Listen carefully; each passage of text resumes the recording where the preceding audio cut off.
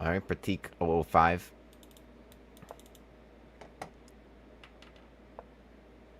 BUSCH-GASS. Accept. Accept it. Take my pawn. Do it. Take the pawn. Yes! Let's go! Ah. Didn't want f7. He thought so long about this pawn. Didn't even not even worth thinking about taking that one. Wanted nothing to do with that one. Alright. Alright, we'll take the Stafford transposition. I didn't whisper into the microphone. That was the issue that time. Alright. So, yeah, this is interesting, right? It's a really quick castle, but we play this anyway. We play this move anyway. Why? What do we do against h3?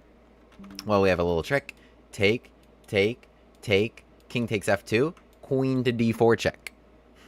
Taking the bishop on c4. So queen f3 is actually the only move. You need to further fortify this right here. Because if you play d3 to defend that bishop against that trade and then queen d4 check winning it, then queen h4, that's the Stafford pattern you've seen a million times, attacking h2 and f2, right? So h3, and then you would take here due to two money threats right there. Queen f3 does defend that, and it threatens mate. However, we happen to have a very nice move ourselves here, and it is this move, knight to e5. What a beautiful square. Wait, that is the move, right? Yeah. What a beautiful square to land on. What an absolute octopus of a knight. Octopus. It hits 8 squares, does a knight, centered in the board. And of those 8 squares, several of them are useful. One defending mate, attacking here, attacking here. So queen e2 needed to be played. No. No, absolutely not. Absolutely not. What needed to be played was queen b3. Queen e2 did not need to be played, because now your queen is attacked and you don't have f3. In fact, because you don't have any of these pieces, any of these guys out, you don't have f3. This is pinned, and your only spot for your queen was e1 because Mr. Octopus over here wasn't just hitting these squares. This square was also useful for it to deal with. So bishop takes f7 needs to be played. That's not helping you either. You still need to go back to e1. Oh, man. Okay. Now, can I win with knight f3? Man, this is filthy. Knight f3, take, take, just to play queen g5 next turn.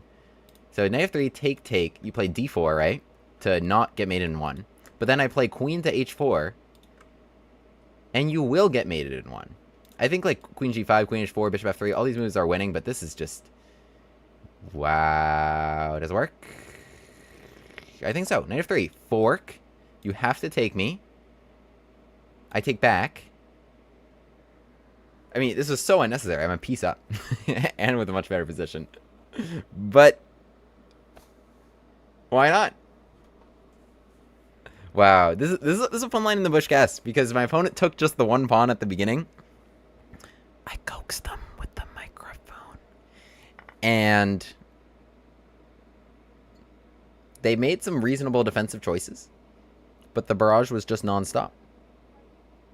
The barrage is just nonstop. d4, like I said, good choice to not get checkmate in 1. Cover that square.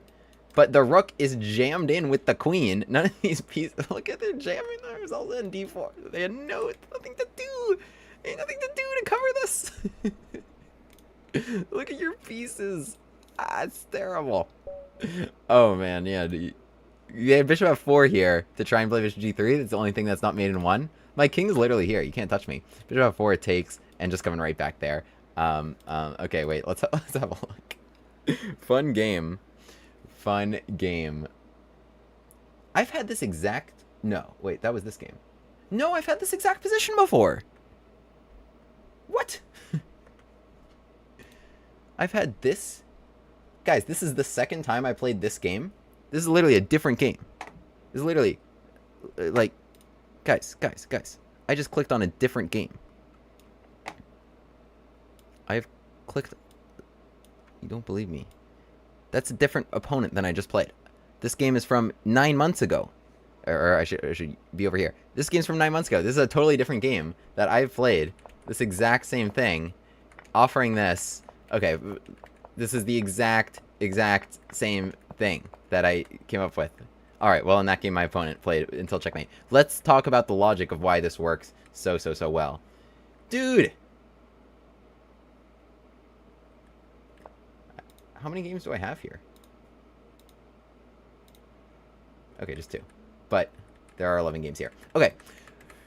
BUSCH-GASS. So, bishop c5. My opponent plays bishop to c4. Denying it one time, but accepting it the second time. If they accepted it the first time, then in this position, bishop c4 would not have been a great move, right? They have c3, that fun line where we play here, attacking this, attacking here, right? So here, queen h6, we pin the bishop, all this fun stuff. The mittens line, if you will. The mittens line, where we redirect over here, where I played against mittens. That didn't happen. My opponent plays bishop c4, and you might note this is a Stafford transposition, right? Because we've played knight f6. The thing about the BUSCH-GASS and the Stafford is bishop c5 is almost always a move you're playing in the Stafford. So this is the Stafford, knight f6, takes knight c6, takes d takes c6.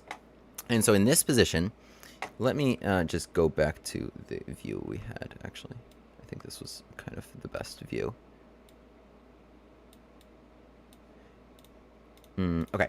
In this position, bishop c4 is a move, but it's really not the best move. Bishop c5 is a move you're going to play anyway. So it's actually really nice to have this instead, as you'll note would happen maybe here.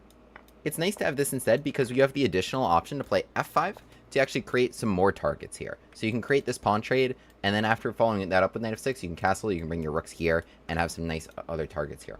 So I appreciate that flexibility that the BUSCH-GASS gives, but this is a pretty direct Stafford transposition. If they play bishop c4, then you play bishop c5, although this is much more common out of the BUSCH-GASS gambit.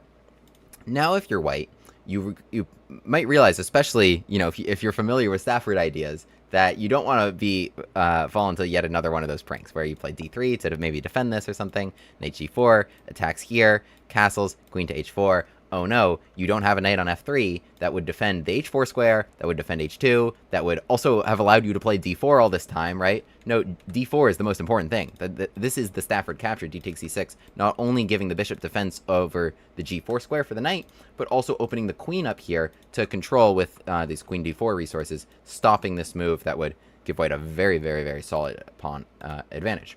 So with knight g4, yes, that knight would support d4, also this and this. Queen to h4 here, in a position like this, right? I mean, you've maybe seen this a number of times, threatening checkmate here, and then, you know, you get him here, and this is just completely winning. My opponent wanted none of that, and so they played castles, and so this is a line that's actually even featured in the original BUSCH-GASS gambit video, where it's really interesting here, this idea of just playing knight g4, like, completely, it looks like completely unprompted, right? Like, they castle, like if you're white here, you're probably feeling pretty good. You castled your king. This pawn's not takeable because your opponent hasn't castled their king. You can play queen e2 here, and like I don't know, something. I don't know. Is this pawn takeable? This pawn is takeable. Look at that. Knight takes e4 is the best move. Or no, knight g4 is still the best move, but this is still very playable. And then they could play rook e1 check and have a pleasant position. What was I gonna say? Castles, knight g4. You're just kind of throwing it that way, and it's interesting because there's really no development here at all, which is what allows there to be these threats. So like I said, h3 is what you should do if something crosses the line between these two arrows, right? If something crosses the middle line, and you can, and you know, if as soon as it's not making a threat, including instantly, you should probably kick that out. You shouldn't let those stick around. Here it is making a threat, right? We would actually take everything, and then queen d4 check, and then stay up material. And the issue is that if you do defend that, we're going to follow that up with queen h4. So we're using really all of our resources from that Stafford capture to make this happen. Queen f3 is kind of the only move that's going to defend everything, and it is the engine's recommendation. You can see a lot more people are playing this line since my videos and everything, but even then, this is still not tops in popularity. Yeah, queen f3, it does hit on f7. It is interesting. Queen h4 is not the best move, but I've seen this a number of times where actually they take f7, and it's actually not that good. It's actually not that good, that there's king d8 in like these sorts of positions, and it's like, oh wait, there's still problems on h2. Rook f8 still might trap your queen. It still could trap your queen, and then there's you're gonna get like checkmate on f2. Like for example, your h3 rook f8. I don't know what the actual evaluation is here. He is winning. Queen h4 is it a playable move? No, because well, so almost no one will do it. Look at this. 173 people out of 5,900. Everyone's like, oh my god, how could you not take this? But then there's no follow-up. The pawn guards this square. You don't have any other pieces that can get me. Just the queen. And then Rook F8. Okay, it's not trapping the queen, but it's going to be something like this, right? Takes, and then or just like Rook takes F2. Check, check. What a great move. Always love to do that. Check. Winning the queen. It's check. So, yeah, and otherwise, okay, it's something like this would be mate. Fun lines all the way around. But yeah, Queen G3 is a really solid spot for the queen that actually just kind of anchors and provides some good defense. Now, if you dodge this, they can probably drive you out, or even Bishop E2 with the pin. So, better to play Knight E5. Keep it more direct. Still don't let them get any development. Knight E5. And so the best move here is going to be with Queen B3. And only now do we play Queen H4. Because now with Queen H4, now again it's an annoying situation where most people are playing like C3 or D3. And with either of these moves, C3 looks very, very tempting. How could you not? Because like finally, you're going to get to play this D4 move that's been, you know, would solve all your development problems and cut this off. But with C3, you're cutting off your one defensive resource, which was the queen coming to G3, right? So now Knight G4, you don't have this move anymore, and you're just going to lose. There's checkmate here, and H3, and I'll just take this. King here, and then we'll do our zigzag pattern. Queen G3. By the way, you don't control that. By the way, you have nobody that can defend over here. No bishop, no knight, no nothing. I'm going to checkmate you here. If you take here, I'll checkmate you here, controlling that square. So, and yeah, this also wasn't an option. This was also checkmate. The rook's not there. No development is here at all. So this is why we strike. Yeah, Knight G4, and by the way, this doesn't change anything. It's kind of funny. But it changes absolutely nothing. There's no way to touch this king, and all the checkmate ideas I just said still stand. So C3, D3, I think, is kind of going to be a very similar fate with Knight G4. Even if you can defend it this way, you're still going to get killed on F2 one way or another. So, yeah, I mean, if you're white here, the best move is Queen C3, just to hold zeros. Queen C3. Just to kind of make that knight make a decision. Either pressure my bishop and allow... either stop pressuring my bishop and allow me to come back to G3, right? Because they can't, because the bishop's hanging. Or come over here already, right, so that I can go here. But like something like that, because they can't do any of these development moves, because they can't cut off the third rank from this Queen G3 resource. It's the only thing keeping them alive. So funny stuff there. Queen C3, I mean, like, come on. We have 7 out of 270 Queen C3s. Everything else, yeah, I mean, they tend to lose. So, yeah, G3 I've seen here, which is also allowing, like, all these pieces to come in. Anyway, so Queen B3 needs to be played. Queen C3 is very similar. We play Bishop D4, and it's actually probably just transposing, and it's really asking for C3 even more, which is going to just get them even worse. Yeah, like I said, mate in 5. Literally mate in 5. Literally mate in 5 in this position. They got to go Queen D5 check. That's the recommendation, because it's just that bad. So, in the game, Queen E2 is played. Getting out of the way here, Queen E2 defending the bishop here. And now we hit him. Yeah, okay, I'll turn that off. Bishop G4. It's so fun. I love positions that are even worse than they look. You know, when I'm playing the other side, that are even better than they look for me. Because, yeah, so this pin, it's so brutal. There's no F3, and it just changes everything. And, yeah, now Queen E1's the only move, and then I'm going to take here. Or Queen E1, I mean, as long as there's no checkmate. I don't know. There is checkmate. Knight F3 check even better. Knight F3 check even better. Don't even take the bishop. Knight F3 check. That's nice. That's a nice one. Okay, but yeah, in the game, I mean, I got the best of both worlds because they took here, I took back, and then just really cute stuff using all this stuff. The fact that all these lines are working because they just have nobody over here. With the Stafford, with the BUSCH-GASS, they play here, they take here, and they're losing really their one good defender. You know, like if they're able to get this stuff out, then okay, they have more defenders. But this knight here is so important to defending a standard castled king, and without it, there's so many vulnerabilities, and that's what getting exposed in these lines over and over and over again. So here was knight to F3 check with the fork, takes bishop, takes F3. Queen G5 is imminent. Queen E3 hangs on, I guess, for a couple moves, offering the queen here. But in the game, yeah, D4 was probably a more practical try, covering that up. I had no interest in the pawn, only just finding a different square that would also checkmate them. This one they cannot guard. This is all they can do to deter checkmate because they have nobody around. Okay. Subscribe. Play the BUSCH-GASS Gambit.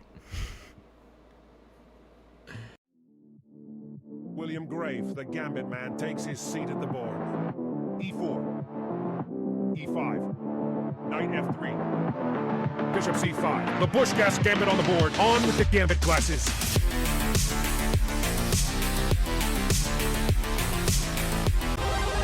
Hero pod unlocked.